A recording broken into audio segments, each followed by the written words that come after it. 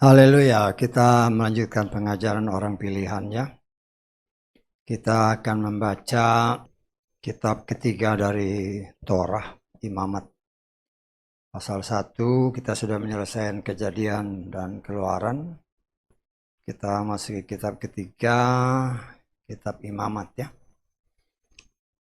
Kita akan baca ayat 1 sampai 9, tapi nanti saudara baca semua ya. Oleh kemurahan Tuhan kita akan dapat menyelesaikan satu bab sampai seluruh kitab 5 kitab Torah dapat kita sama-sama pelajari. Kita akan baca ayat 1, pasal 1 ayat 1 sampai ke 9. Ayat 1-nya nggak ada ya? Nggak tahu.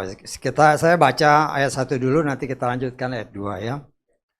Yahweh memanggil Moshe dan berfirman kepadanya dari kemah pertemuan, katanya, berbicaralah kepada Bani Israel dan engkau harus berkata kepada mereka, ketika seseorang dari antara mempersembahkan kepada Yahweh suatu persembahan dari hewan, haruslah kamu mempersembahkan persembahanmu itu dari kawanan lembu atau dari kawanan domba. Apabila persembahannya berupa persembahan bakaran dari kawanan lembu, haruslah dia mempersembahkan seekor jantan yang sempurna. Harus dia membawanya ke dekat pintu masuk kemah pertemuan, agar berkenan di hadapan Yahweh. Dan dia harus meletakkan tangannya di atas kepala persembahan bakaran itu, maka hal itu akan diterima baginya sebagai pendamaian atasnya. Lalu harus menyembelih anak lembu itu di hadapan Yahweh. Dan anak-anak Harun, para imam itu harus membawa darahnya dan memercikkan darah itu di dekat mezbah itu sekelilingnya yang ada di pintu kemah pertemuan itu. Dan dia harus menguliti persembahan bakaran itu dan harus memotong-motongnya menurut bagian-bagiannya. Dan anak-anak Imam Harun harus menyalakan api di atas mezbah dan menyusun kayu-kayu di atas api itu. Dan anak-anak Harun, imam-imam itu, harus menata potongan-potongannya beserta kepalanya dan lemaknya di atas kayu-kayu yang ada di atas api yang ada pada mezbah itu. Dan dia harus mencuci isi perut dan kakinya dengan air. Dan imam harus membakar seluruhnya pada mezbah itu sebagai persembahan bakaran, suatu persembahan api-apian, bau harum yang menenangkan bagi Yahweh. Amin. Silakan duduk. Puji Bapa Yahweh, kita mengucap syukur oleh kemurahan Tuhan-Nya. Kita coba menggali akan firman Tuhan, dan berkali-kali saya ingatkan, Torah itu adalah dasar iman kita ya. Firman Tuhan katakan sebagaimana yang telah kita pelajari dalam 2 kitab pertama, Torah itu adalah aturan, perintah dan ketetapan Tuhan. Dan Torah itu adalah pribadi Tuhan sendiri, dan Torah itu tidak akan lenyap ya. Yesus berkata dalam Matius pasal 5, ya, aku datang bukan untuk membatalkan Torah, tetapi menggenapinya. Kemudian dia melanjutkan, langit dan bumi boleh lenyap, tetapi firmanku tinggal tetap. Ya, walaupun di luar sana, ya saya pernah dengar juga sih, ada hamasya palsu yang mengatakan Torah itu tidak berlaku lagi. Hati-hati ya. Hati-hati jangan sampai kita terpikat. Ya, kadang-kadang orang itu mulutnya manis ya. Mulutnya manis tetapi menyelewengkan firman. Dan kita sebagai anak-anak Tuhan harus benar-benar mengerti seperti yang seringkali saya katakan bahwa Torah itu dasar segala sesuatu untuk kita mengetahui ya 61 kitab lainnya. Kan kita mengimani 66 kitab yang ada dalam kitab suci kita. Walaupun banyak orang, ada juga orang-orang yang ya kitab suci yang mirip-mirip. Tetapi tidak 66 kitab. Saya mengimani memang 66 kitab.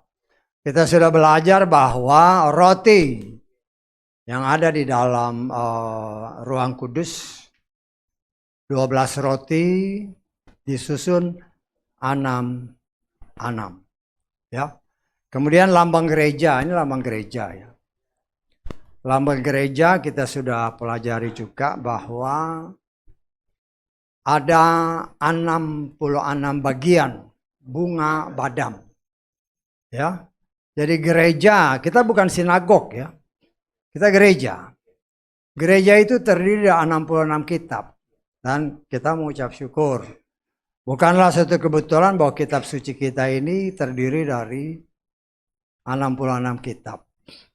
Dan seluruh kitab Torah, ya, dia juga akan menjadi dasar kita. Sehingga apabila orang siapapun juga, ya, terlebih pada zaman akhir ini, kalau dia memberitakan firman keluar dari Torah, nah hati-hati. Ya hati-hati, karena banyak sekali sekarang yang mulai melenceng.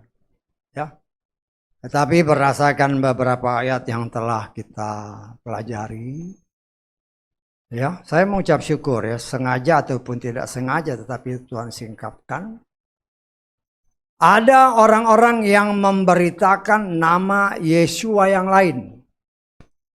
Berdasarkan kitab, nah kita baca lagi ya. Karena ini supaya kita sangat berhati-hati. Dalam 2 Korintus pasal ke berapa? Kita sudah belajar loh. Saya mengajarkan ini supaya saudara mempunyai dasar ya. 2 Korintus pasal 11 ayat keempat. Sebab sesungguhnya, kalaupun ada yang datang memberitakan Yesua yang lain, perhatikan ayat selanjutnya, yang tidak pernah kami beritakan, atau kamu menyambut roh yang berbeda yang tidak pernah kamu sambut, atau Injil yang berbeda yang tidak pernah kamu terima, kamu terus bertahan dengan baik ya. Nah, kita kan tahu kan, yang ngomong ini adalah, atau yang menulis ini adalah Paulus. Paulus itu orang Ibrani. Orang Ibrani pasti dia pakai Yesua. Tetapi kenyataan membuktikan saat ini banyak nama Yesua lain. Ya. Dan beberapa waktu yang lalu kebetulan saya dengar kan, ya ada orang yang ngomong. Ada sekarang berita ya, saya nggak tahu, mungkin dari sini didengar ya, saya nggak tahu juga. Ada nama Yesus yang lain, yaitu Yesua. Lu nggak terbalik. Yesua itu orang Ibrani. Dan Yesua itu punya arti. Tapi Yesus dalam bahasa Ibrani nggak ada artinya.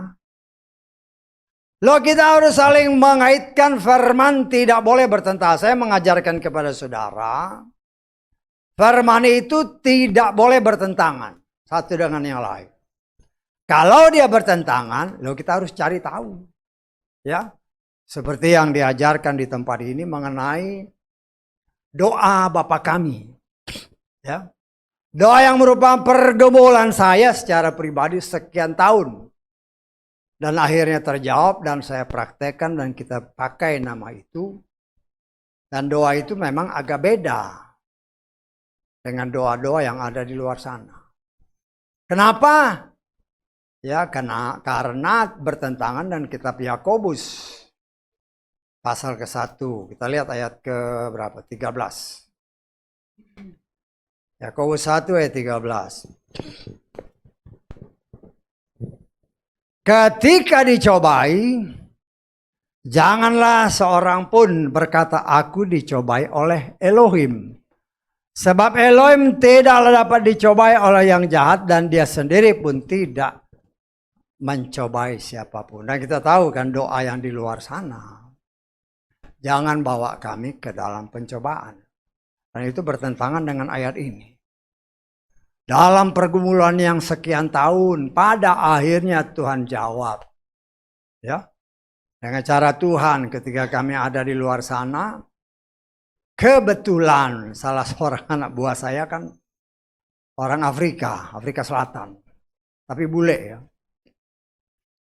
Dan dia mertuanya itu tukang penjual atau punya toko rohani. Melalui dia saya mendapatkan banyak buku, ya belilah. Dan saya mendapatkan 2 buku, 2 kitab suci. Ya, dengan 2 penerjemah yang berbeda. Baik James Stream maupun Anne Spengler. Yang kita praktekkan ya terjemahan daripada Anne Spengler, ya. Dan kita mempraktekannya, jangan biarkan kami masuk ke dalam pencobaan. Nah, itu tidak bertentangan dengan ini. Ya. Atau bahkan dalam terjemahan siapa yang satu lagi, ya. Do not allow us to be tempted. Beda dengan terjemahan ini. Ya. Nah, kita mau ucap syukur ya, terjemahan itu memang ya kita kan menerima aliran-aliran ya terjemahannya macam-macam. Tapi itulah kita terus belajar karena itu Torah itu landasan kita. Sehingga kita tidak akan pernah bisa terkecoh dengan berbagai macam ulasan-ulasan yang menamakan diri. Sebagaimana yang diingatkan Yeshua, Hamasya palsu dimunculkan dengan segala berita-berita palsu. Kalau kita tidak hati-hati, ya, pengetahuan-pengetahuan palsu yang diberitakan oleh mereka ya dianggap sebagai kebenaran. Sesuai dengan apa yang tertulis dalam 1 Timotius berapa? Berarti lupa ya. 1 Timotius pasal 6. Loh itu satu dasar buat kita ya. 1 Timotius 6 ayat 20-21. Ya, kita belajar ya. Supaya mengerti, karena ini ada hubungan dengan firman-firman yang kita baca. Hai Timotius, jagalah apa yang telah dipercayakan, seraya menghindari percakapan-percakapan kosong yang duniawi. Dan pertentangan mengenai pengetahuan yang tergolong palsu. Yang karena mengakuinya beberapa orang telah menyimpang dari iman. Ya. Pengetahuan palsu berdasarkan terjemahan Lugas ya, agak beda dengan terjemahan ini. Walaupun ya maksudnya bisa kita mengerti. Tapi dalam terjemahan Lugas lebih enak. Hai Timotius, saya baca terjemahan Lugas. Jagalah apa yang telah dipercayakan kepadamu. Hindarilah percakapan kosong yang bersifat duniawi. Dan perdebatan mengenai pengetahuan palsu yang oleh beberapa orang diakui sebagai kebenaran. Sehingga mereka menyimpang dari iman. Lu termasuk nama itu. Ya. Kan Paulus berkata nama Yeshua yang lain yang tidak pernah kami beritakan. Loh kenapa Paulus berkata begitu? Karena dia tahu persis, karena dia saya percaya merupakan salah satu saksi hidup yang menyaksikan Yeshua digantung. Dan dia pasti melihat apa yang ditulis oleh Pontius Pilatus. Ada 3 nama. Atau nama tulisan yang ditulis dalam bahasa Ibrani, bahasa Yunani, bahasa Latin. Dan yang paling dikenal sekarang, nama Latin. Di seluruh dunia kalau kau tanya orang Kristen, tulisan apa yang ada di salib itu? INRI. Tapi orang Indonesia lebih pintar lagi. Sekarang karena saya pernah nanya ya, apa itu INRI? Inilah Raja Israel. Oh hebat. Hebat banget. Ya. Dan saya menafsirkan, inilah dasar nama yang bukan nama Yesua. Inilah dasar yang dikatakan oleh Paulus, nama Yesua yang lain. Karena dari terjemahan-terjemahan itu, yang populer adalah INRI itu, Yesus. Jadilah Yesus. Padahal ada tertulis Kisah Rasul pasal 4. Keselamatan ayat 12. Kita lihat aja Pak, Kisah Rasul pasal 4 ayat 12 ya. Ini dasar-dasar yang senantiasa saya ingatkan kepada saudara. Supaya kita ngerti keselamatan tidak ada pada siapapun yang lain. Karena di kolong langit ini perhatikan, tidak ada nama lain. Nama ya. Yang telah diberikan kepada manusia yang di dalamnya kita dapat diselamatkan. Artinya kalau kita melihat patokan ini, kalau bukan nama Yesua, hati-hati, Yesua Hamasyah. Ya, ya kita mau ucap syukur lah. Ya, kita boleh mengenal nama yang benar. Ya, sehingga jangan sampai kita ini mau selamat loh. Saya mau selamat, saya mengimani saudara juga mempunyai hati yang memang mau selamat. Ya. Lah untuk selamat, Yesus berkata hanya ada satu jalan. Dunia berkata ada banyak jalan ke Roma, tetapi Yesus berkata, akulah jalan, kebenaran dan hidup. Tanpa aku, engkau tidak akan pernah bisa bertemu dengan Bapa. Loh itulah yang kita cari, bagaimana kita bisa melakukannya. Karena itu ya diberikan contoh bangsa pilihan Tuhan, yaitu bangsa Israel. Oleh kasih kemurahan Tuhan, bangsa Israel ada tertulis Keluaran 4 ayat 22. Bangsa Israel adalah anak sulungku. Ya. Kepada anak sulung diberikan jalan, ya, diberikan cara supaya mereka bisa sampai ke tanah perjanjian. Secara fisik ya, mereka keluar dari tanah perbudakan di Mesir, kemudian dipimpin oleh Bapa Yahweh sendiri untuk menuju ke tanah Kanaan. Ya, karena pemberontakan, waktu yang dibutuhkan seharusnya dapat kita tafsirkan gak sampai setahun. Ya mungkin hanya beberapa bulan aja sudah sampai ke tanah perjanjian. Tetapi karena pemberontakan, mereka dibutuhkan 40 tahun untuk bisa masuk ke tanah perjanjian. Tetapi yang harus kita ingat, Tuhan itu setia sama firman-Nya, bukan sama orang. Ya, Moshe itu selama kurang lebih 40 tahun berbicara terus sama Tuhan.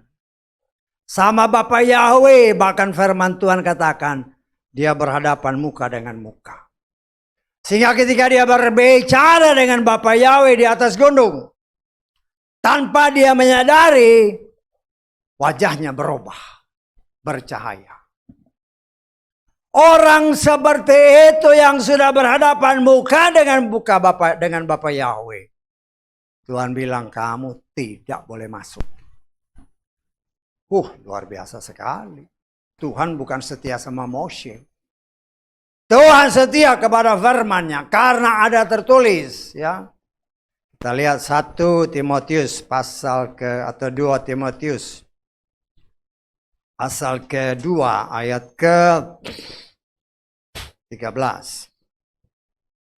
2 Timotius 2 ayat 13. Jika kita tidak setia, dia tetap setia. Karena apa? Karena dia tidak dapat menyangkal dirinya. Ayat ini aja seringkali dipelesetkan sama mereka yang menamakan diri anak Tuhan. Baik anak Tuhan maupun pelayan Tuhan. Walaupun saya nggak setia, Tuhan setia. Pengajaran yang nggak benar ya. Ya. Kan ya pernah juga ada orang ngomong kan, walaupun saya kayak begini, Tuhan tetap setia. Lah bagaimana? Karena tidak mengerti firman Tuhan dengan benar. Sehingga ayat ini banyak dipelesetkan. Kan sering kan pelayan-pelayan Tuhan juga ngomong, walaupun kita nggak setia, Tuhan tetap setia. Ya memang Tuhan tetap setia. Sama siapa dia setia? Loh, kita harus melihat firman itu dengan benar. Karena ayat-ayat terakhir tadi, kata-kata terakhir dari 2 Timotius ini, bahwa dia tidak dapat menyangkal dirinya. Siapa dirinya? Dirinya itu firman. Ya. Artinya kalau kita tidak setia kepada firman-Nya, dia tetap setia sama firman-Nya. Ya. Orang seperti si Mose, dia nggak setia, kau nggak boleh masuk. Nah, kita mengucap syukur, kita belajar. Ya. Tuhan tahu di dalam perjalanan bangsa ini seperti apa yang telah kita pelajari. Laki-laki yang berjumlah 603.550 orang bangsa Israel.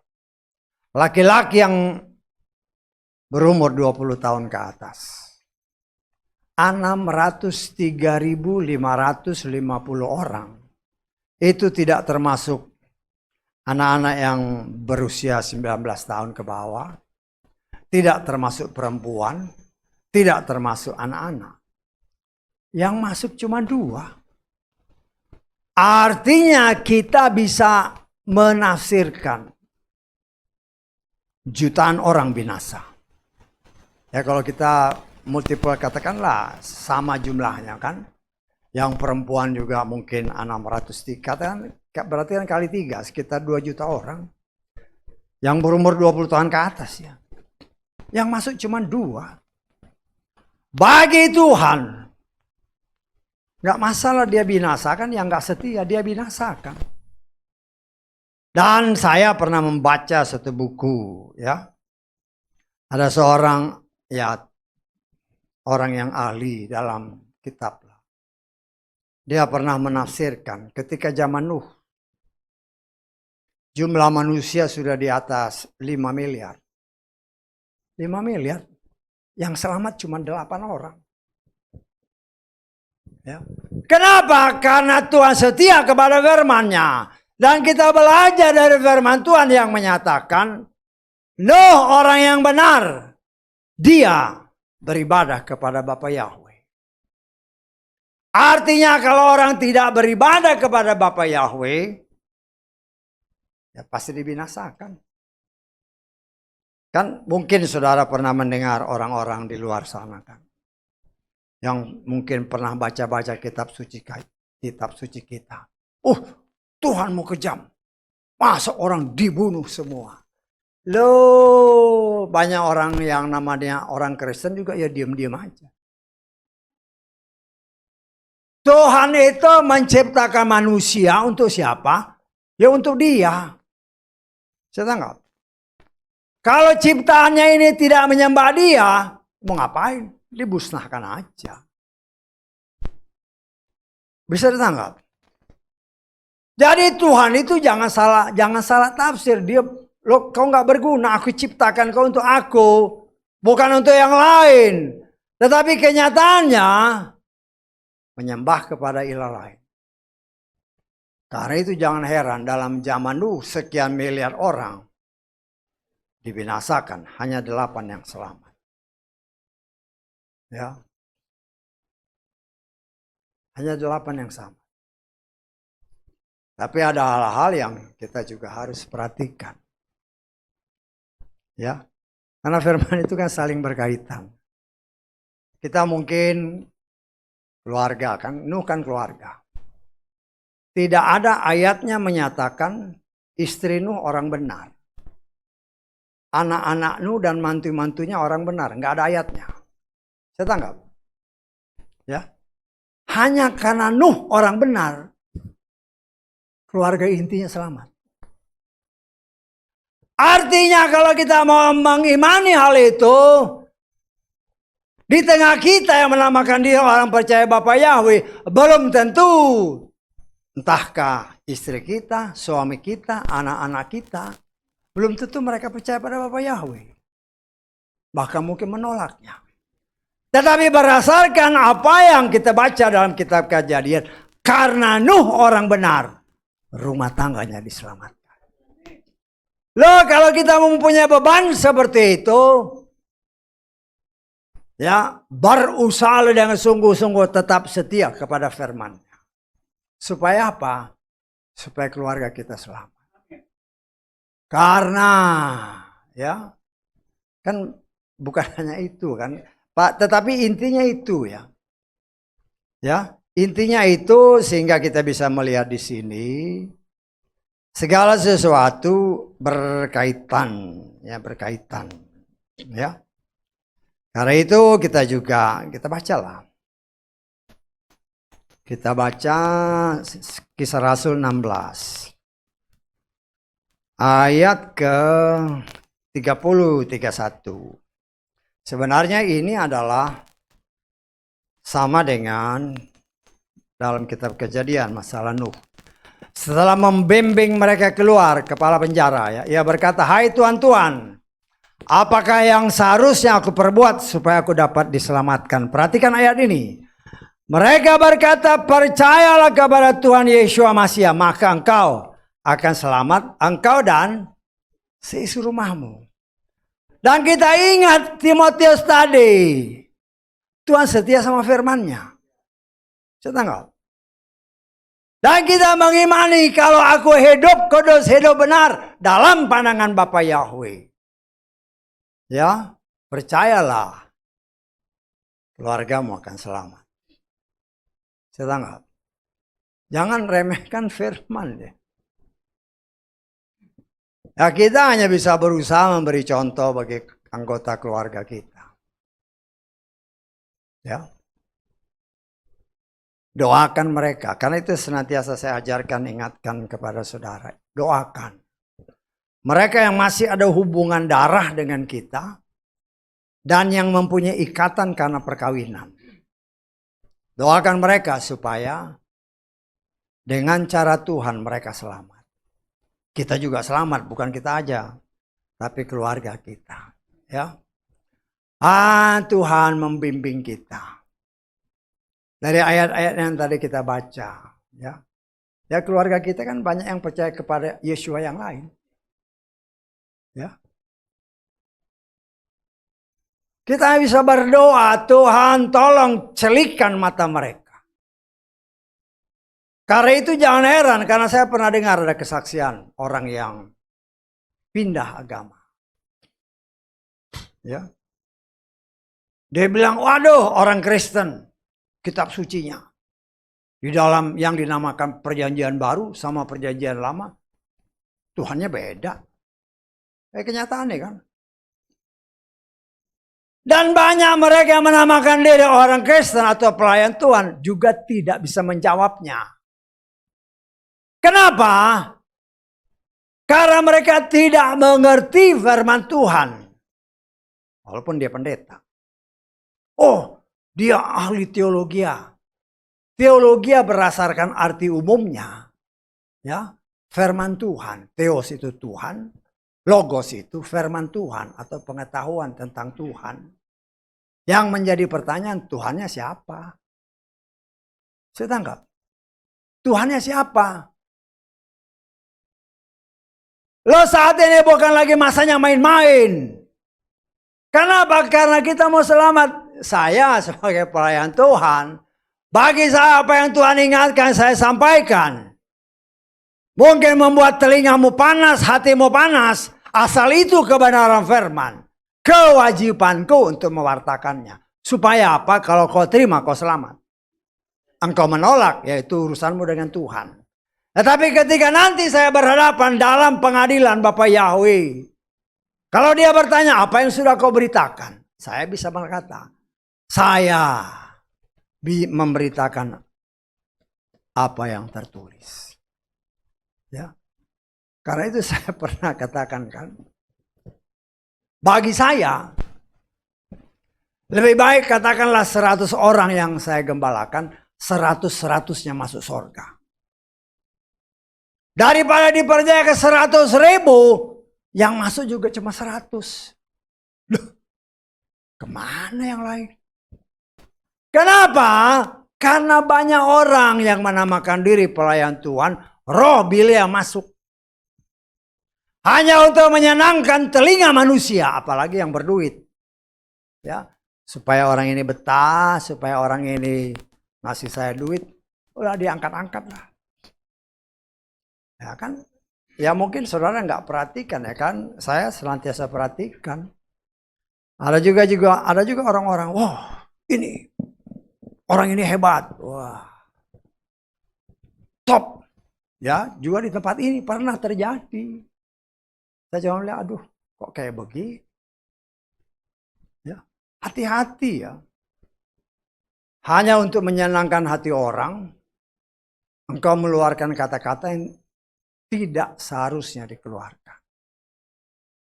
Nah, firman Tuhan yang kita baca, kelihatannya simpel. Tetapi kalau kita melihat, kalau nanti saudara baca semuanya, oke, saya anjurkan saudara baca supaya ngerti ya. Ya, kita melihat di sini kita dapat menyatakan boleh dikatakan ya. Seolah-olah ada paling sedikit berdasarkan ayat-ayat yang kita baca. Seolah-olah ada 3 bagian. Ya. 3 bagian yang dikatakan dalam firman Tuhan. Walaupun sebenarnya ada 4 bagian. Kalau nanti kita lanjutkan dalam bab-bab berikutnya. Apa maksudnya? Golongan. Golongan yang sempat saya pikirkan mungkin saudara pernah mendengar ada kepercayaan-kepercayaan lain. Yang menganut kasta-kasta. Tahu ya? Ada kasta ini, kasta ini, kasta. Dan kalau saya nggak salah dia kastanya 4 juga. Ya. Dan ya bisa aja dia niru dari sini. Bagaimana saya katakan golongan? Karena dalam hal korban persembahan bakaran. Ada yang mempersembahkan lembu. Ada yang mempersembahkan kambing domba. Ada yang mempersembahkan unggas. Ya. Artinya kalau dari satu bab ini, kalau dia orang yang mempunyai kedudukan yang tinggi, katakan imam, atau digolongkan dengan orang kaya, dia harus mempersembahkan lembu. Tetapi kalau menengah, domba. Kalau tergolong miskin, unggas, burung tekukur atau merpati. Dan itu yang dipersembahkan Maria dan Yusuf. Artinya kita bisa menggolongkan mereka termasuk golongan yang miskin. Tetapi kalau nanti kita pelajari lagi bab-bab berikutnya, satu golongan kalau dia tidak mampu mempersembahkan kok unggas, maka dia harus mempersembahkan tepung. Ya. Nah, di sini kita coba belajar. Ya. Sebenarnya Torah ini adalah satu bayangan yang Tuhan perlihatkan yang akan diterapkan. Ya. Sesuai waktu Tuhan. Karena ini adalah bayangan daripada apa yang sesungguhnya Tuhan rencanakan di dalam kehidupan orang percaya. Ya. Jadi Torah ini yang kita, kan waktu Tuhan memerintahkan Mose bikin tabernakel ini, kalau kita baca lagi ya, di dalam kitab Keluaran, Keluaran pasal ke-20 berapa? 25. Ayat ke-9. Seperti segala hal yang telah kuperlihatkan kepadamu mengenai pola tabernakel dan pola segala perkakasnya, maka demikianlah kamu harus membuatnya. Ya. Jadi ini bayangan tentang apa? Tentang tubuh Hamasia. Ya. Tentang tubuh Hamasia, sebagaimana senantiasa kita terus belajar dan diingatkan oleh Tuhan. Kita lihat di dalam Efesus pasal 1 ayat 22 dan 23.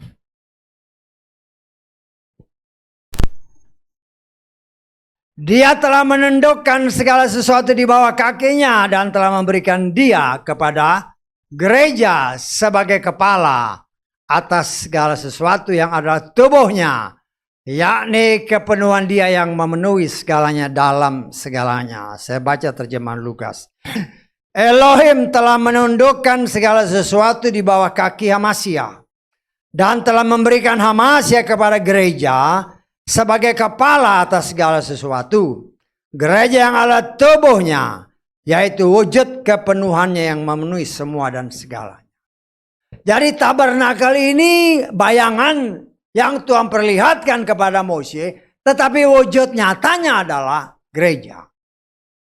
Gereja di mana kepalanya Yeshua dan kita adalah bagian daripada tubuhnya. Sehingga jangan heran apabila kitab Ibrani pun menyatakan, ya, kalau tabernakel ini adalah bayangan, Torah pun merupakan bayangan.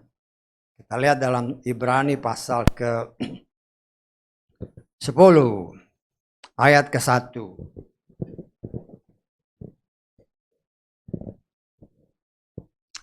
Torah yang mengandung bayangan hal-hal yang baik yang akan segera datang.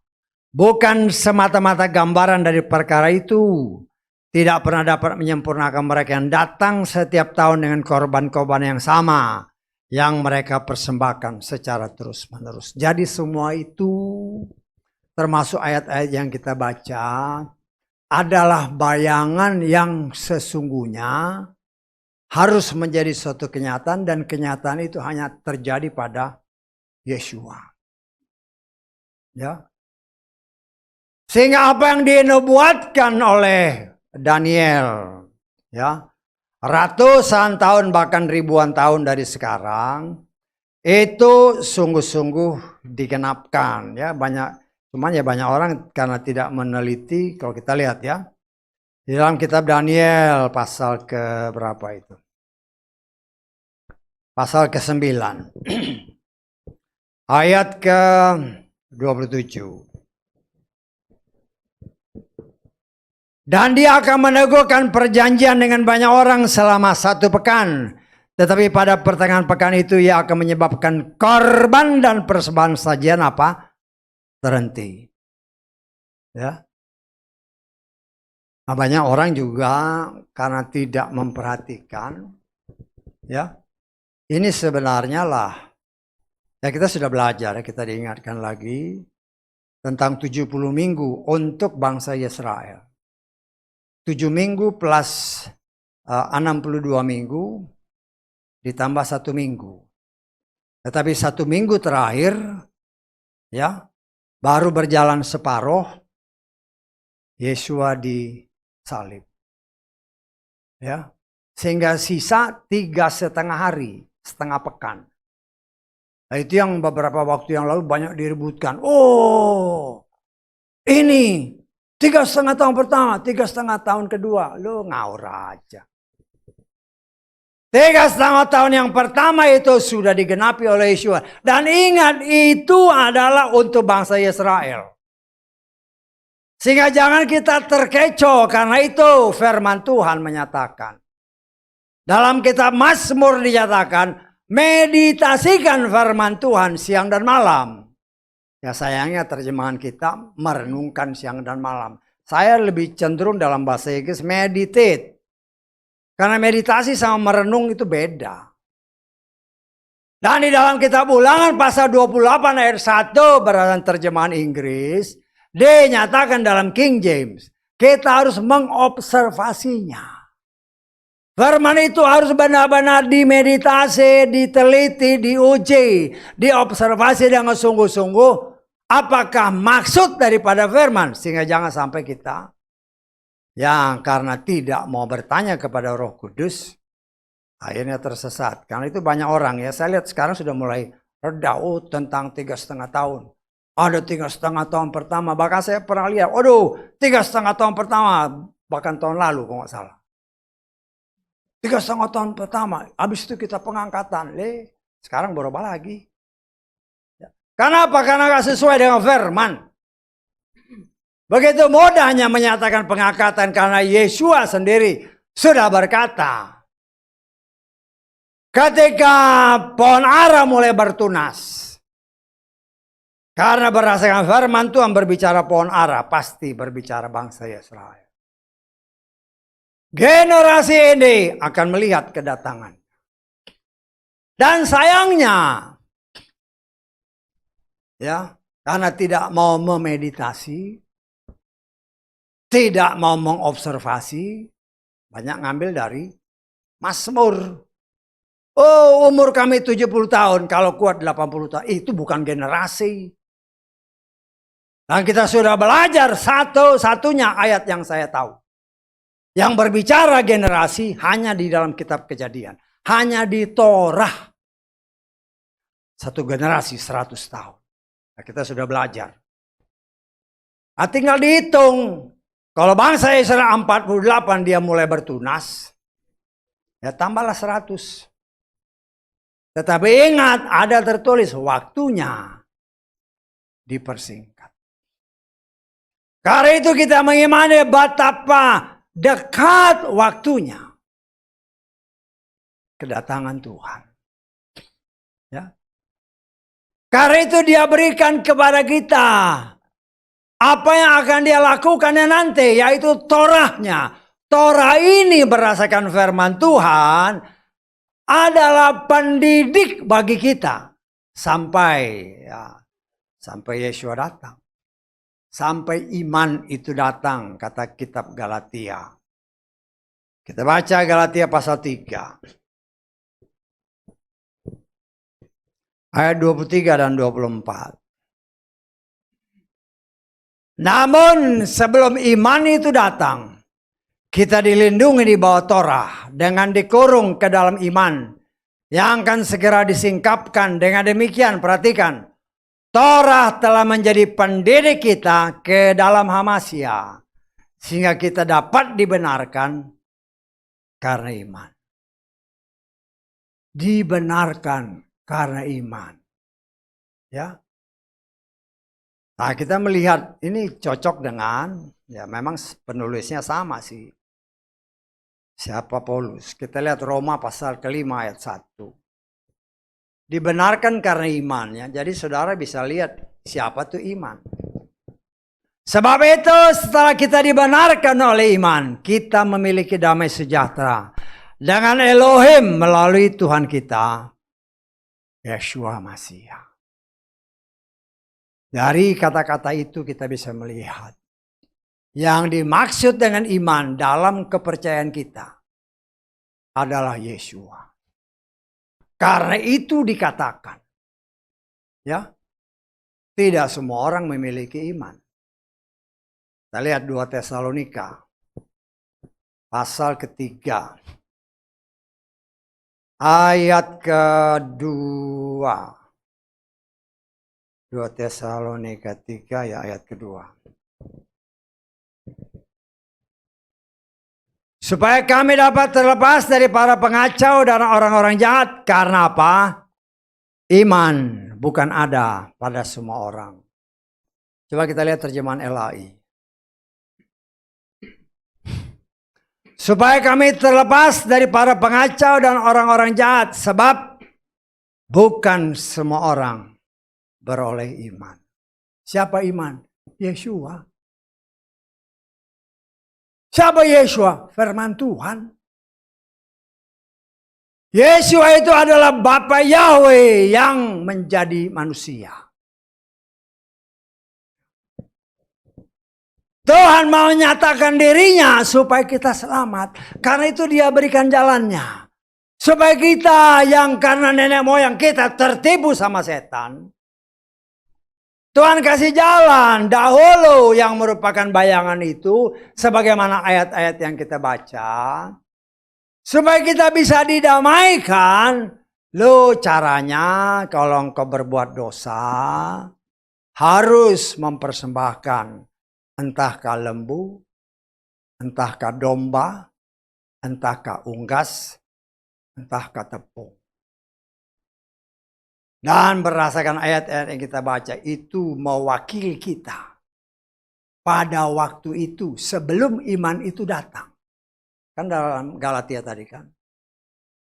Tetapi setelah iman itu datang, ya beda. Ya. Sehingga apa yang dikatakan dalam kitab Ibrani tadi, kalau kita lanjutkan. Ibrani pasal 10 kita baca. Kita baca ya dari ayat 1 lah ya sampai ke agak panjang teman ya, harus dibaca sih ya. Ayat ke-7 lah, nanti saudara baca semuanya. Ibrani 10 ayat 1 sampai 7. Sebab Torah yang mengandung bayangan hal-hal yang baik yang akan segera datang, bukan semata-mata gambaran dari perkara itu, tidak pernah dapat menyempurnakan mereka yang datang setiap tahun dengan kurban-kurban yang sama yang mereka persembahkan secara terus-menerus. Karenanya bukankah hal-hal itu akan berhenti dipersembahkan? Berhubung mereka yang beribadah tidak seorang pun memiliki kesadaran akan dosa bahkan setelah sekali ditahirkan. Tetapi dengan hal-hal itu setiap tahun selalu ada pengingat dosa-dosa. Sebab perhatikan ayat ini. Mustahil darah lembu jantan dan kambing jantan menghapus dosa. Tadi kan ayat-ayat yang kita baca untuk menghapus dosa. Tapi di sini dikatakan mustahil. Mustahil. Kemudian terus. Karena itu ketika datang ke dunia ini dia berkata, korban dan persembahan sajian tidak engkau ingini. Tetapi sebuah tubuh telah engkau sediakan bagiku. Persembahan bakaran dan persembahan penghapus dosa tidak engkau pinta. Lalu aku berkata, lihatlah aku datang. Dalam gulungan kitab telah tertulis tentang aku untuk melakukan kehendakmu ya Elohim. Yang dahulu itu bayangan. Karena domba yang tak bercacat. Yang tidak berdosa. Yaitu domba Paskah Yeshua. Itulah yang diterima bagi orang yang percaya menerima dia sebagai Tuhan dan Juru Selamat. Dia akan selamat. Tapi kalau nggak percaya, ya nggak bisa. Karena kan dalam dewa, ingat ya semuanya harus berhubungan. Dalam 2 Tesalonika tadi kan katakan, tidak semua orang punya iman. Yesus berkata mereka punya telinga, tapi nggak dengar. Mereka punya mata, tapi nggak lihat, nggak ngerti. Dan saya menafsirkan mereka ini anak-anak setan. Sebagaimana tertulis dalam kitab 1 Yohanes. Ada anak Tuhan dan ada anak setan. Yang namanya anak setan, hatinya seperti jalanan. Walaupun firman ditabur, tetapi tidak ditanggapi, akhirnya dimakan oleh burung-burung. Sedangkan hanya firman yang dapat menyelamatkan. Tetapi orang yang percaya pun mempunyai iman ataupun hati yang berbeda-beda.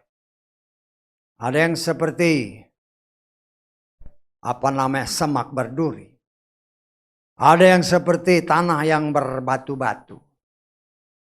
Ada yang tanah yang subur. Tetapi ada yang menghasilkan 30, ada yang menghasilkan 60, ada yang menghasilkan 100. Dan saya menafsirkan semua itu anak Tuhan. Anak Tuhan. Tetapi ingat, yang diangkat hanya yang menghasilkan 100. Yang diangkat ya. Yang diangkat. Lalu bagaimana yang lain? Yang lain kalau dia tidak mau dirubah oleh firman dengan pertolongan Roh Kudus. Mungkin selamat. Tetapi ya harus melewati masa kesukaran yang besar. Contoh. Ya. Apa yang dialami oleh Daniel dan 3 orang temannya. Saya menafsirkan. Daniel gambaran orang yang diangkat sehingga dia tidak perlu mengalami masuk ke dalam api yang berkobar-kobar. Tetapi ketiga orang saudaranya, 3 orang teman-temannya. Loh, kita harus nanya kenapa 3? Betul nggak? Saya menafsirkan. Ada tertulis Sem, Yafet, dan Ham. Dari 3 orang inilah lahir semua manusia setelah air bah. Saya. Dan saya menafsirkan mereka yang masuk ke dalam api yang dibuat oleh si Nebukadnezar adalah orang yang memang selamat tetapi mengalami penyiksaan yang berat. Ketiga keturunan Sem, Yafet, dan Ham. Ya, selamat, tapi ya masuk dulu. Saya mengajarkan kepada saudara, itu bukan iman kita. Karena itu baru salah supaya kita memiliki hati sehingga menghasilkan bukan 30, bukan 60, tapi 100. Karena Tuhan mau yang perfect. Tuhan mau yang sempurna. Ya. Jangan melihat kondisi kita sekarang. Aduh, apa mungkin? Tidak ada yang tidak mungkin bagi Tuhan kalau kita mau. Karena itu belajar. Belajarlah mengerti kehendak Tuhan. Karena Tuhan mau semua orang selamat. Ya. Loh, kenapa saya berani katakan yang tadi? Ada yang selamat tapi masuk ke surga. Karena ada tertulis. Kita lihat dalam Wahyu pasal 7. Wahyu pasal ke-7. Kita baca mulai ayat 9 lah ya. Agak panjang tapi ya supaya mengerti maksudnya.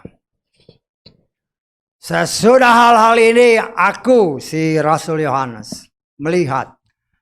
Lihatlah satu kerumunan orang banyak yang tidak seorang pun dapat menghitungnya. Ya, perhatikan ayatnya ya.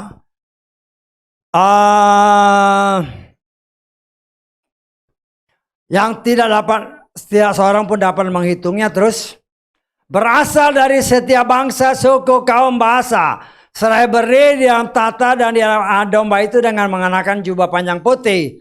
Dan ranting-ranting palem ada di tangan mereka. Artinya ini pasti keturunan ketiga orang itu. Dari segala suku, segala bahasa, segala bahasa. Saya tanggap. Ya, kita teruskan.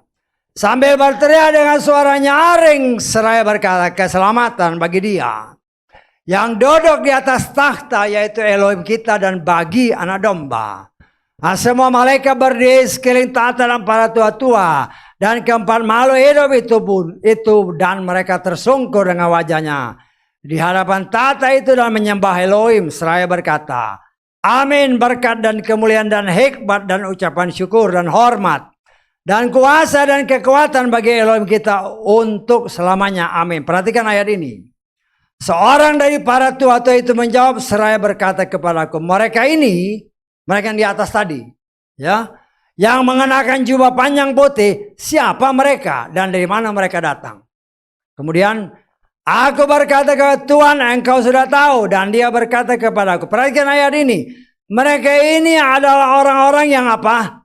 Keluar dari kesukaran besar. Dan mereka telah mencuci jubah panjang mereka dan memutihkan jubah panjangnya dengan darah anak domba. Sebab itu mereka ada di hadapan tahta Elohim. Mereka beribadah kepada siang dan malam di tempat kudusnya dan seterusnya. Jadi apa yang terjadi pada kitab Daniel itu sebenarnya gambaran yang Tuhan mau singkapkan pada akhir zaman. Ya. Dan kita sebagai anak-anak Tuhan, kita nggak perlu lagi mempersembahkan korban. Kenapa? Berdasarkan ayat-ayat tadi yang kita baca, dia sudah menyiapkan korban, yaitu dirinya sendiri, yang menjadi domba Paskah. Dia yang kudus. Kan tadi dikatakan lembu mustahil untuk menghapus dosa. Yang tidak berdosa cuma dia. Karena itu dia harus mengorbankan dirinya sendiri untuk menyelamatkan kita. Karena dia setia kepada firman-Nya. Saya tanggap. Kan dia sendiri berkata, nyawa ganti nyawa, darah ganti darah, gigi ganti gigi. Dan hanya yang kudus itu hanya darahnya. Saya tanggap. Nah, kita belajar untuk mengerti kehendak Tuhan. Dan bukan saja mengerti, tetapi mempraktekkannya dengan sungguh-sungguh. Sehingga kita tidak akan pernah terkecoh. Karena Yesua sudah memperingatkan kita. Yang namanya nabi-nabi palsu, guru-guru palsu. Itu datang dari kalangan kita. Dari kalangan kita. Nah, kita lihat lagi dalam 2 Petrus pasal kedua. Ayat ke-1. Para nabi palsu pun telah muncul dari mana? Dari antara umat. Sebagaimana pula guru-guru palsu. Akan ada di antara kamu. Mereka lah yang akan memperkenalkan sekte-sekte kebinasaan. Bahkan untuk menyangka majikan yang telah membeli diri mereka sehingga akan segera mendatangkan kebinasaan pada diri mereka sendiri. Sudah tahu nama yang tidak pernah kami beritakan, tetapi itu yang diagung-agungkan. Dan saya pribadi menafsirkan, ya. Bahwa apa yang tertulis yang sudah dinubuatkan, ya, sesuai dengan apa yang tertulis dalam firman Tuhan. Siapa namanya si nabi-nabi palsu ini, ya, kita lihat ya di dalam Wahyu pasal 13 ayat tapi kita baca ya 13 lah ya. Terus saudara baca semua ya, jadi mengerti ceritanya. Saya hanya lengkap-lengkap sedikit supaya kita mengerti. 13 mulai. Wahyu. Dan dia, ya, dia ini siapa? Dia ini si nabi palsu, ya. Melakukan tanda-tanda yang luar biasa sehingga dia juga dapat membuat api turun dari langit ke bumi di hadapan orang-orang. Dia menyesalkan mereka yang tinggal di bumi melalui tanda-tanda yang diberikan kepadanya untuk melakukannya di hadapan binatang buas itu dengan berkata kepada mereka yang tinggal di bumi agar membuat ikon binatang buas yang mempunyai luka pedang tetapi dia hidup. Dan kepada yang telah ditetapkan untuk apa? Memberikan roh kepada ikon binatang buas itu supaya ikon binatang buas itu dapat berbicara. Dan dia membuat sebanyak orang yang tidak menyembah ikon binatang buas itu agar mereka dibunuh.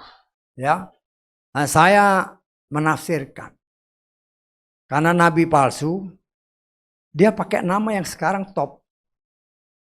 Saya tanggap. Sehingga orang, itu pakai nama itu. Padahal itu bukanlah nama yang benar. Yesua yang palsu. Ya. Ya sudah. Loh, kenapa nama itu yang terkenal? Karena itu kita sebagai anak-anak Tuhan hati-hati. Ya. Karena di dalam nama yang terkenal itu tidak ada nama Yahweh. Ya, seperti yang saya katakan, orang yang pindah agama itu karena berpendapat, loh kok Tuhan dalam perjanjian lama sama Tuhan perjanjian baru kok beda? Banyak orang nggak bisa jawab. Kenapa nggak bisa jawab? Karena tidak mau kembali kepada dasarnya, yaitu Torah. Siapa Tuhannya? Yesus atau firman Tuhan mengatakan, akulah Yahweh, Tuhan leluhurmu, Abraham, Yetsak dan Yakub, kata Keluaran kepada si Moshe. Yesus berkata, aku datang dalam nama Bapakku. Ya, kita sudah banyak orang kan, Bapak kami di sorga. Saudara tanya sama orang-orang yang berdoa, Bapakmu siapa namanya? Bingung mereka. Orang Kristen ya, dulu juga saya juga bingung. Dulu saya bingung, doa Bapa kami di sorga, dikuduskan namamu. Siapa nama Bapakmu? Ingat, Yesus mengajarkan kepada orang Israel. Orang Israel sudah tahu siapa nama Bapaknya. Sebagaimana tertulis ketika Bapak Yahweh berkata, orang Israel itu adalah anak sulungku. Jadi orang Israel tahu siapa nama bapaknya. Loh, kalau orang Kristen ditanya sekarang siapa bapakmu? Kau bilang bapak kami di sorga, siapa namanya? Bapakmu punya nama. Bapak itu bukan nama, tetapi bapak punya nama. Ya, namanya Yahweh, Yod-Heh-Wah-Heh. Yesus berkata dalam Yohanes 5:43, aku datang dalam nama Bapakku. Kita lihat dalam Yohanes 5:43. Aku telah datang dalam nama Bapakku dan kamu tidak menerima aku. Jika orang lain datang dalam namanya sendiri, kamu akan menerima. Yesus itu orang Ibrani, orang Israel. Karena itu kalau dia bilang aku datang dalam nama Bapakku, berarti Yahweh. Yod-Sen Wawayen, Yahweh, Shua, Yahweh yang menyelamatkan. Jadi kalau di perjanjian yang kita kenal perjanjian lama ataupun perjanjian baru, ada tertulis. Yesaya 43 ayat 11, kita lihat.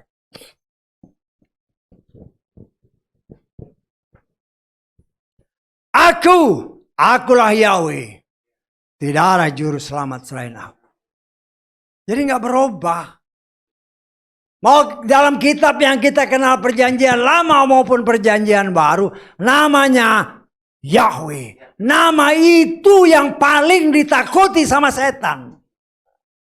Karena itu dia berusaha merubahnya. Dipakailah si Pontius Pilatus. Sehingga bukan nama yang dari sorga yang diberikan Tuhan kepada Maria dan Yosef yang dipakai, yang dikenal sekarang. Nama yang diperkenalkan oleh Pontius Pilatus. Itulah yang ditinggikan. Karena itu Paulus berkata, nama Yesua lain yang tidak pernah kami beritakan. Tetapi kalau kita bicara sama orang-orang Kristen di luar sana, termasuk saudara kita, marah dia. Marah ya nggak masalah. Yang penting kita berani wartakan. Namanya Yesua. Yahweh Shua. Yahweh yang menyelamatkan. Ya. Engkau terima, kau selamat. Karena berdasarkan Kisah Rasul 4 tadi, ayat 12, tidak ada nama lain yang menyelamatkan. Tetapi kalau kita ingat, tidak semua orang memiliki iman. Tuhan yang tahu. Walaupun saudara sekandung, bapak pilihan, ibu pilihan. Tetapi ada tertulis, aku mengasihi Yakub, tetapi membenci Esau. Maleakhi pasal 1. Ya. Nah, kita belajar. Ya. Walaupun kita punya saudara sekandung, belum tentu mereka bisa menerima iman, yaitu Yesua. Karena itu jangan kecewa apabila mereka menolak. Mereka ya nggak jadi masalah. Karena ya kita sudah belajar kan dari kitab Kejadian. Oleh kemurahan Tuhan. Karena kita kan harus tahu. Karena 1 Yohanes pasal 3 bilang kan, ada anak Tuhan, ada anak setan. Lo dari mana? Yang namanya anak setan gak mungkin selamat. Ya. Dan kita melihat di sini sangat luar biasa campur tangan Tuhan. Ya. Firman Tuhan apabila engkau menerimanya, Yakobus 1 ayat 21 kita lihat. Ayat ini seringkali saya ulang-ulang supaya saudara mengerti dan kalau berkomunikasi dengan orang dapat diwartakan. Sebab itu dengan menyingkirkan segala kotoran dan banyaknya kejahatan, terimalah dengan kelemah lembutan firman yang ditanam, yang dapat menyelamatkan jiwamu. Ya. Ketika Hawa memberi diri berkomunikasi dengan setan, separuh jiwanya dirampas. Ya, separuh jiwanya dirampas. Karena itu Tuhan mengingatkan, ya, jangan bergaul dengan setan. Jangan menyelidiki tentang setan. Sekarang kan banyak pelayan Tuhan belajar tentang setan. Pada jelas-jelas kita lihat dulu dari Wahyu pasal kedua, ayat ke-24. Namun aku berkata kepada mereka yang selebihnya di Tiatira, sebanyak orang yang tidak memegang ajaran itu dan tidak mempelajari, perhatikan, tidak mempelajari hal-hal yang dalam mengenai setan. Ya, sebagaimana mereka mengatakannya, aku tidak akan menanggungkan beban lagi kepada. Tuhan melarang jangan belajar tentang setan. Namanya pelayan Tuhan. Oh, cara nyari setan, cara mengetahui jalan setan, mau ngapain? Ya.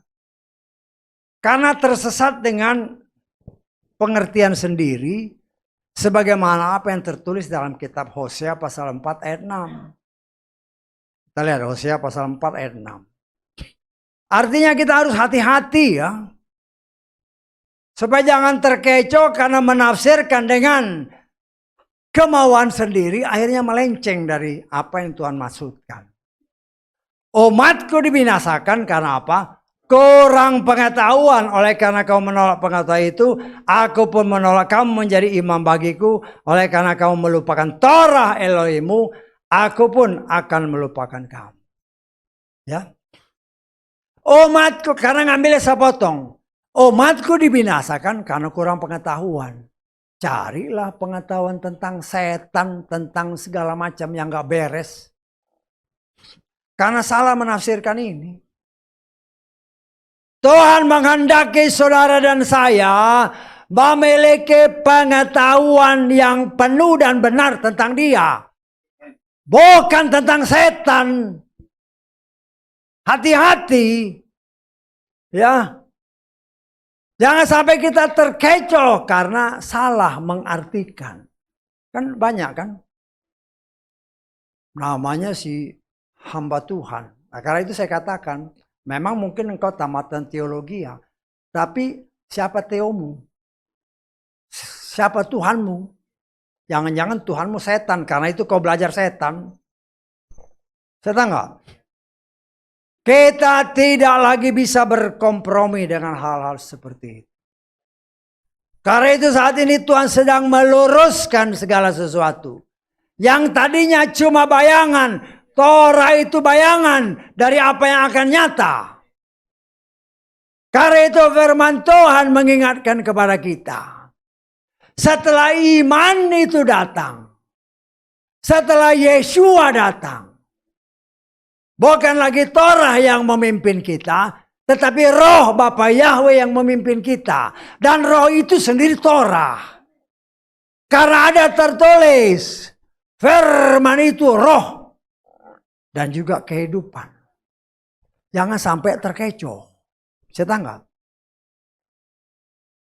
Firman itu kan, saudara bisa lihat nggak? Saya ngomongin ada nggak bisa. Roh, firman itu roh. Karena ada tertulis Yohanes 6:3. Yohanes pasal ke-6 ayat 63. Kita lihat bersama.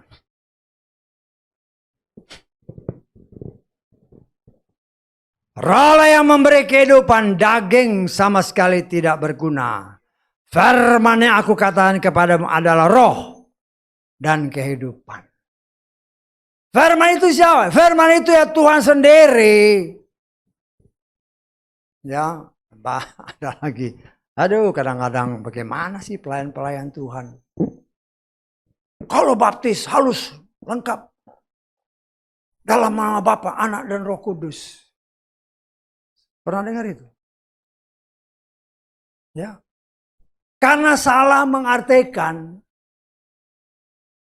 Kan Tuhan memerintahkan kepada para murid, baptislah mereka. Dalam nama Bapa, Anak, dan Roh Kudus. Siapa yang pertama-tama baptis? Para rasul kan? Nah coba kita lihat di dalam Kisah Rasul pasal 2 ayat ke-37 dan 38.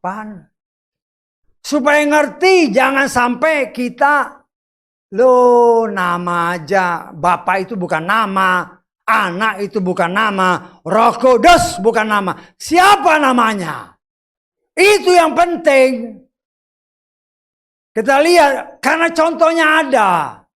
Para murid mempraktekkan yang kita baca. Setelah mendengarkan mereka tertusuk dalam hati. Lalu berkata kepada Petrus dan rasul-rasul lain.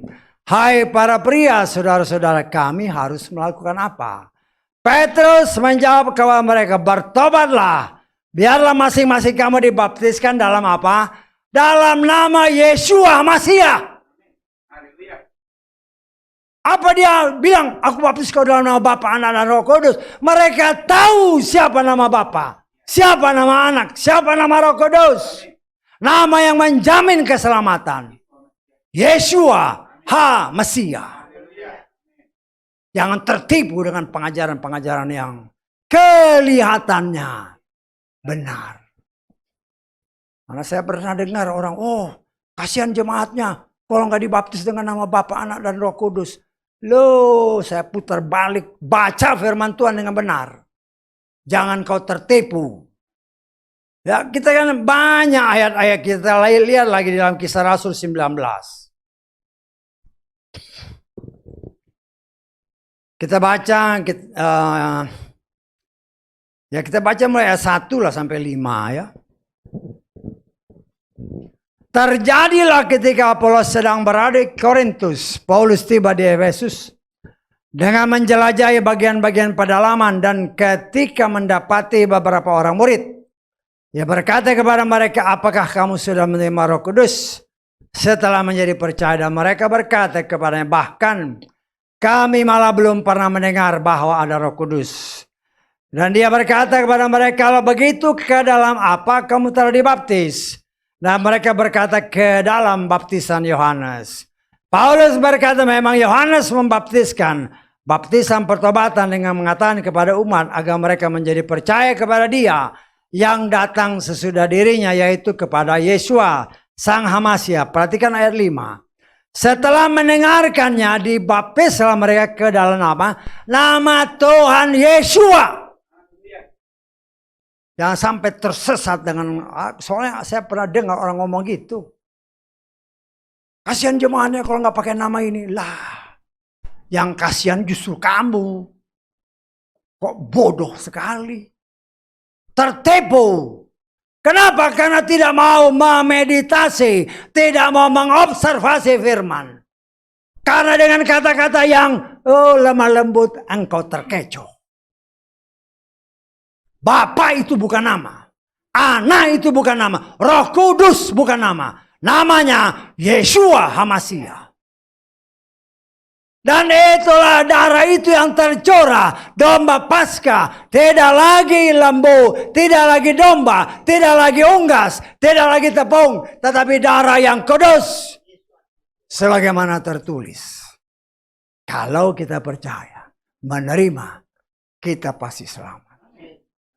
Artinya langkah masuk kepada keselamatan. Ya, boleh dibaptis, tapi kalau nggak setia, contohnya kan ada. Siapa? Yudas Iskariot, saya menafsirkan namanya pernah tercatat di sorga. Karena berdasarkan Lukas pasal 10 ayat 20. Jangan bersukacita setan itu lari. Bersukacitalah karena namamu tercatat di sorga.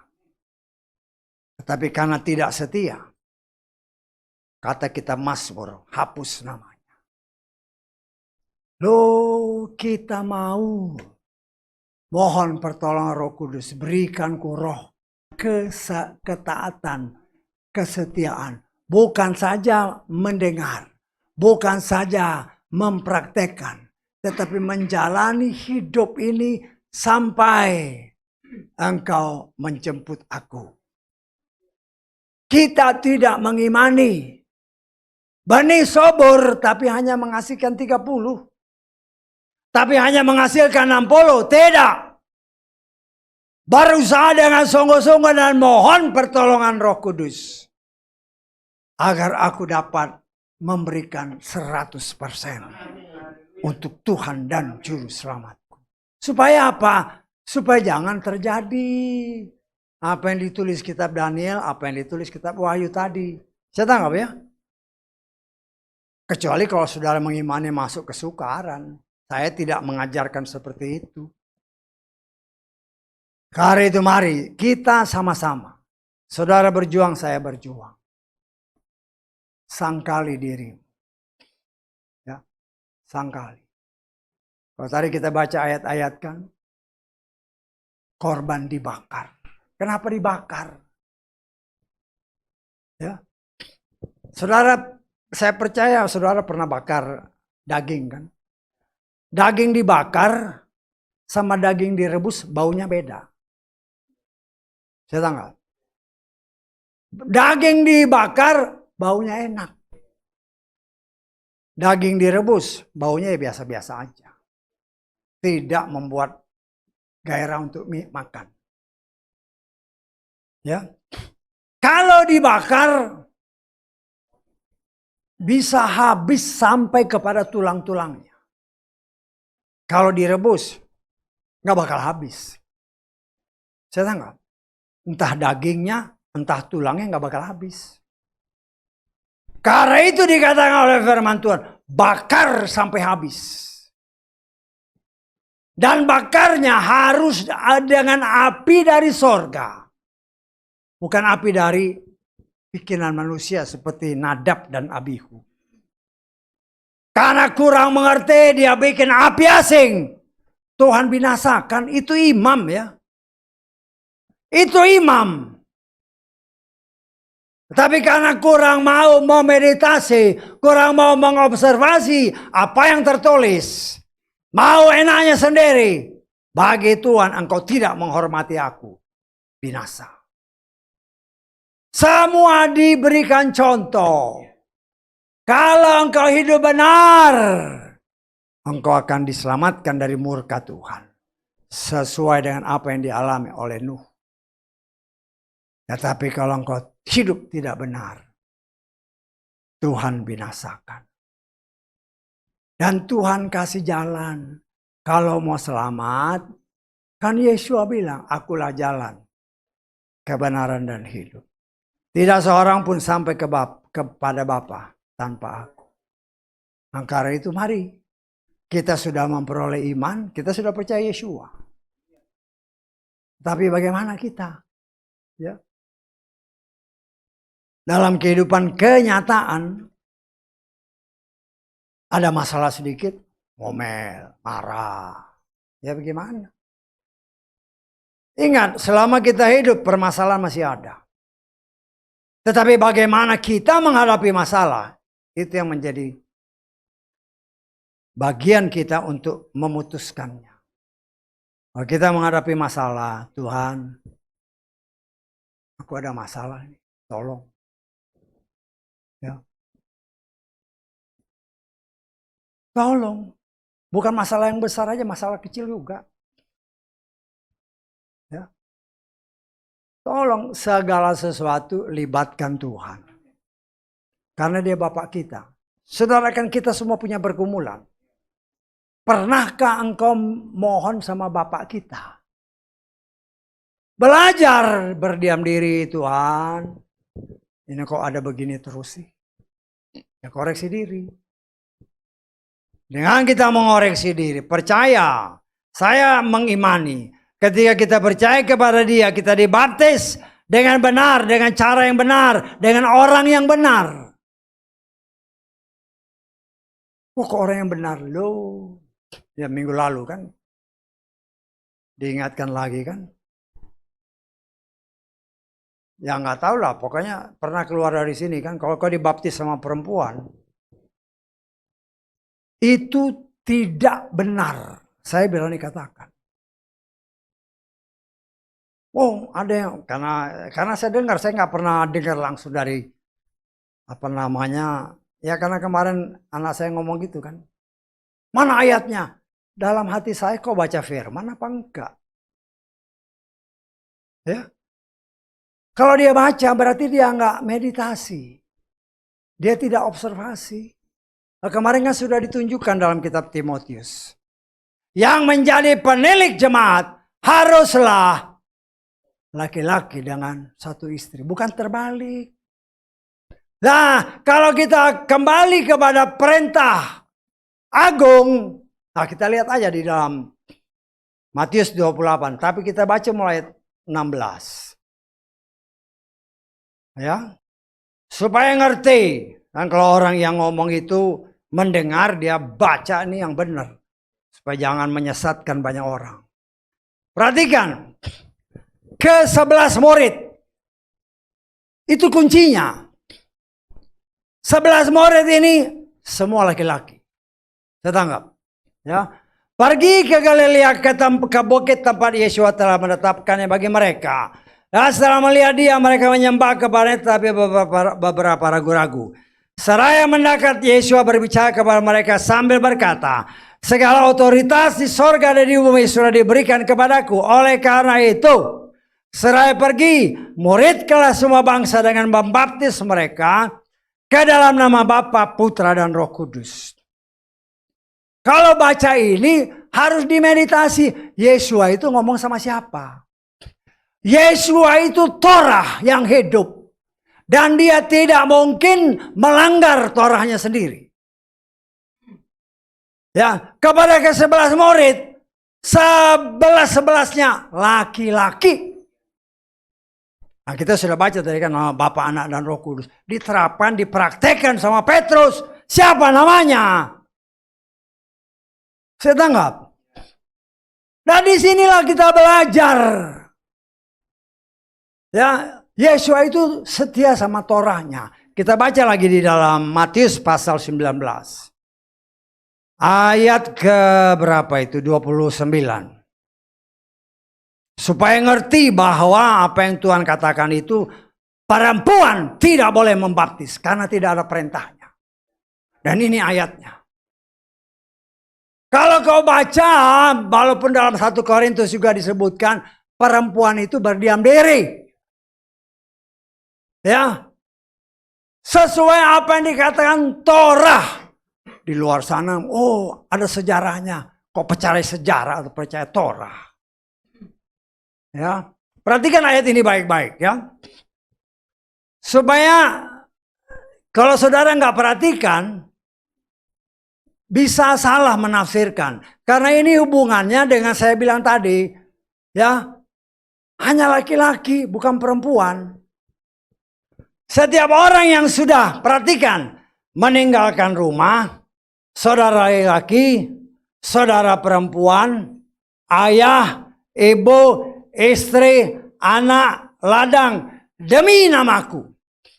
Perhatikan baik-baik, tidak ada kata-kata Yesua yang menyatakan meninggalkan suami. Saya tanggap, gak ada ayatnya. Jangan kau lawan Torah. Jangan kau lawan firman. Kalau kau mau ketemu Bapa, akulah jalan kebenaran dan hidup. Kalau kau lawan, jangan harap kau masuk. Bertemu dengan Bapa. Apalagi kau berani ngajarkan. Gak apa-apa, saya tanggung jawab. Loh. Hati-hati. Ya, hati-hati. Karena engkau berhadapan bukan dengan manusia. Saya berhadapan dengan Dia yang Maha Kuasa. Ya. Nah, saya mengucap syukur ya, karena saya jarang dengar orang-orang khotbah gitu. Tapi karena minggu kemarin anak saya pas khotbah dia ngomong begitu, ya saya kasih tahu ayatnya ini. Nah, kalau engkau di luar sana dengar, ya terserah. Kau mau tetap baptis, kau perempuan mau baptis orang, ya terserah. Itu urusanmu. Yang penting aku sudah beritakan apa yang tertulis. Kau lawan, kau bukan lawan aku. Lawan firman yang hidup. Dan engkau yang dibaptis oleh perempuan, hati-hati. Karena itu berarti engkau belum. Makanya saya dibaptis dengan orang yang benar. Berarti engkau tidak dibaptis dengan benar. Dengan baptisan apa engkau dibaptis? Kata Matius, Kisah Rasul 19 tadi kan. Nggak ada perempuan. Saya punya saudara perempuan, artinya keluarga saya ya. Syauta itu. Syauta itu memang kalau berdasarkan ya dari sononya, berdasarkan sejarah yang saya baca, itu memang keturunan imam. Nah saya nggak heran banyak yang jadi pendeta, termasuk perempuan. Tapi ya itu urusan mereka. Saya tanggap. Urusan mereka. Kalau mereka memeditasi firman, dan engkau merasa engkau di dalam jalan yang salah, bertobat, jangan keraskan hatimu. Bertobat, supaya jangan apa yang tertulis dalam Matius 7. Tuhan, Tuhan, aku sudah membaptis orang. Tambahin lagi kan. Tadi kan menyembuhkan orang, ini membaptis orang. Tuhan bilang, hanya engkau pembuat kejahatan. Kenapa? Kalau kau langgar Torah. Engkau langgar firman. Karena itu saudaraku yang dikasih oleh Bapa Yahweh. Ya, semakin dekat waktunya. Pemurnian terus menerus dikerjakan. Supaya kita, ya, yang mungkin masih menghasilkan 30 atau 60. Terus dibentuk sehingga kita menghasilkan yang 100. Untuk kemuliaan Tuhan. Tetapi keputusan itu, keputusan pribadi lepas pribadi. Haleluya, amin. Mari kita bangkit berdiri.